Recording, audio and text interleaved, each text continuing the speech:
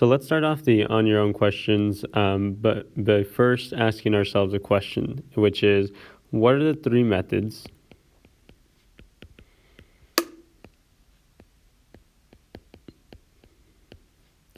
for solving out proportions?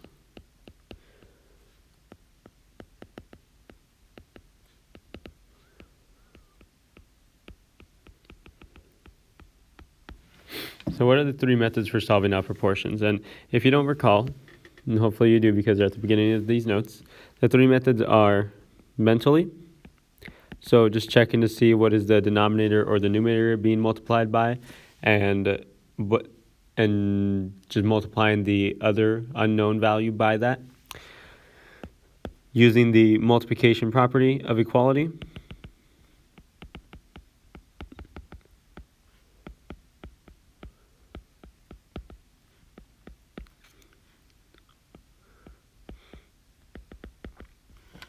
which means to multiply both sides of the equation. It's technically called a proportion, but we could also consider it an equation, and multiplying both sides of the equation in order to solve for the variable, which is something that we would do in chapter 4. And then lastly, we can use my favorite method, which is cross products, which is to multiply the numbers across from each other and then solve for the unknown variable after you set them equal to one another. So on these on your own questions, we've got, for number 4, 2 is to 7 as x is to 28. And on this one, I can knock this one out mentally, and I know you can too. Because I can see that for 7 to get to 28, I would need to multiply that by 4. And if I have to multiply the bottom by 4, then that means that I'm going to have to multiply the top by 4, the numerators by 4 also. And 2 times 4 would get me that x is equal to 8. So pretty straightforward. For number 5, it's also one that you can do mentally. Even though it's asking us to use the cross product, I just kind of want to revisit all of the different methods. But for number 5, what we can also knock this one out mentally. So we could do 12 is to 6 if we divide it by 2, which means that we'll need to divide 5 by 2 in order to solve for the value of y. And 5 divided by 2, you might be able to knock this out in your head, but in case you can't, or you haven't been able to yet, then we'll go ahead and just do it in the normal way. 2 goes into 5 2 times, remainder of 1, put in a decimal, put in a 0, and then 2 goes into 10 5 times, and so that means that y has a value of 2.5, or 2.5, which kind of makes sense because $5 divided by 2 is $2.50. And then number 6, I like the way number 6 is set up because it includes a little bit of the distributive property. So number 6 is not one that you can do mentally. You might be able to, but not one that you would automatically think of doing mentally, and it's not one that we would use the multiplication property of equality necessarily. It's one that we would want to use cross products for.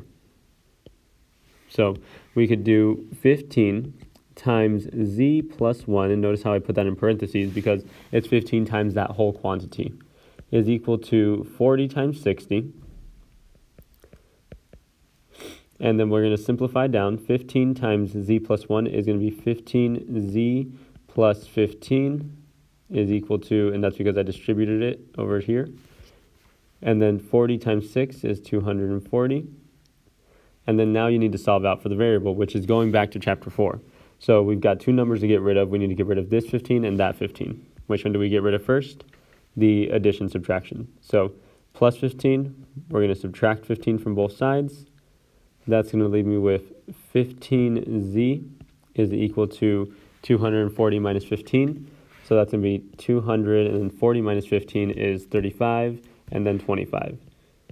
So 225. And then finish it up by getting the z by itself by dividing both sides by 15. And when you do 225 divided by 15, that's going to go into 22 one time, give you a remainder of 7. Drop down the 5, and 15 goes into 75 5 times, and so you get that z is equal to 15.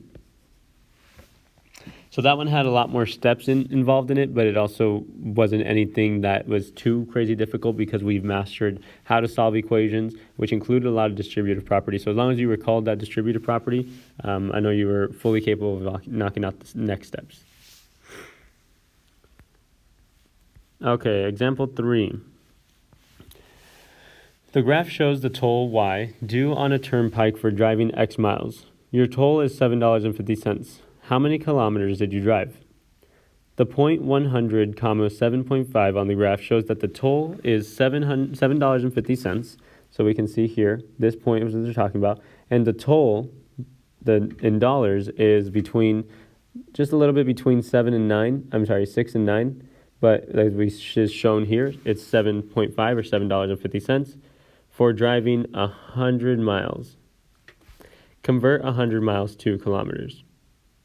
So it's asking us to convert 100 miles to kilometers, but in order to be able to do that, we have to know how many kilometers are in a mile. And so let me go ahead and look at my notes here. I believe it's 1.81, but just to be sure. So there are 1.61 kilometers in every mile. So let's write that down. Let's make a note of that.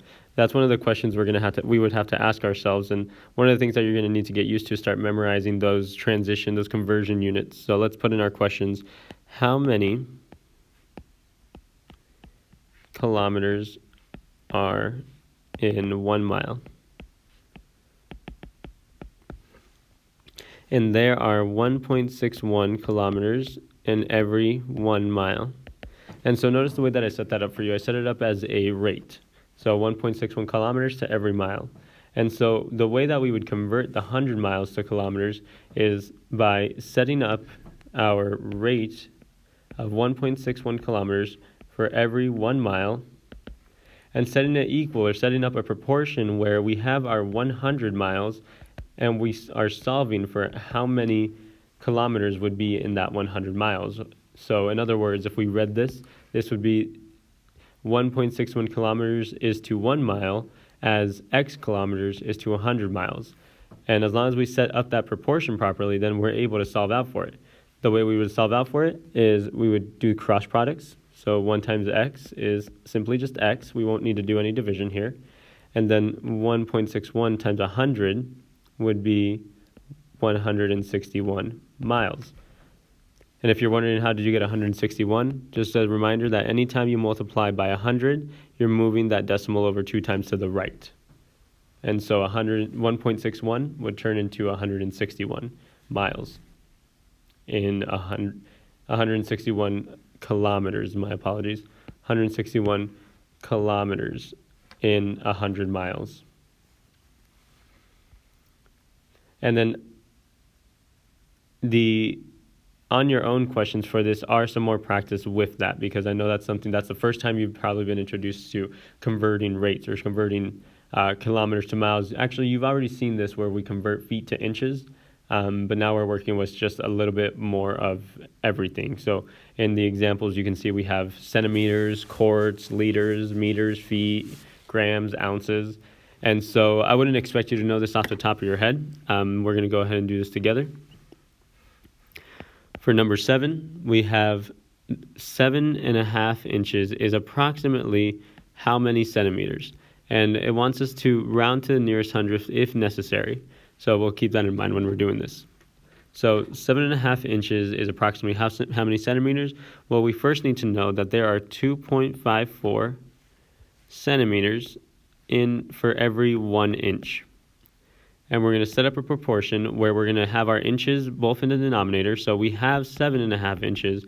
We need to figure out what's 7.5 inches in terms of centimeters if there is 2.5 centimeters in every 1 inch. So that means if we have 7.5, that first inch is going to be 2.5 centimeters.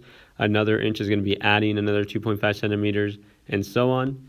But instead what we'll do is we will find the cross products.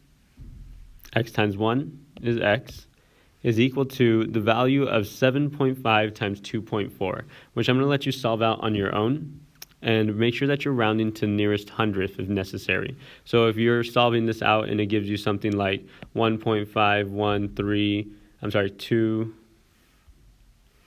2, 3. If it gives you something like that, then round to the nearest hundredth. So this would just be 1.51. For number 8, I'll help you set. So I'm going to help you set all of these up, but I want you to solve them out. For number 8, 100 grams is approximately how many ounces? Well, 1 ounce has 28.35 grams. And we have 100 grams. How many ounces do we have in 28.35 grams, or 28 and 35 hundredths of a gram? Number 9, 2 liters is approximately how many quarts? Well, there are 0.95 liters for every 1 quart. And we have 2 liters. So notice how I'm setting these up. My units are always the same, either in the numerators or in the denominators. And then how many quarts would that be? So we need to figure out how many quarts are there in 2 liters if there is 0.95 liters for every quart. And then lastly, 4 meters is approximately how many feet? So there are 3.28 feet for every meter, for every 1 meter. We don't have feet, so that's going to be our variable, but we do know that we have 4 meters, and so now we would finish it up by solving for x. So hopefully you feel a little bit more confident now after doing these notes with the 5.4 material as far as solving out proportions. As you can see, I like to use the cross products a lot. If you want to use the multiplication property, that's also totally fine. Treat it like an equation. Or if you want to do mental math, that's also fine with me. As long as you're getting to the correct answer, I'm not necessarily concerned of how you're getting there, as long as you understand how you're getting there. So make sure you write your summary. Have me check the answers for numbers 7 through 10 to ensure that you did it correctly.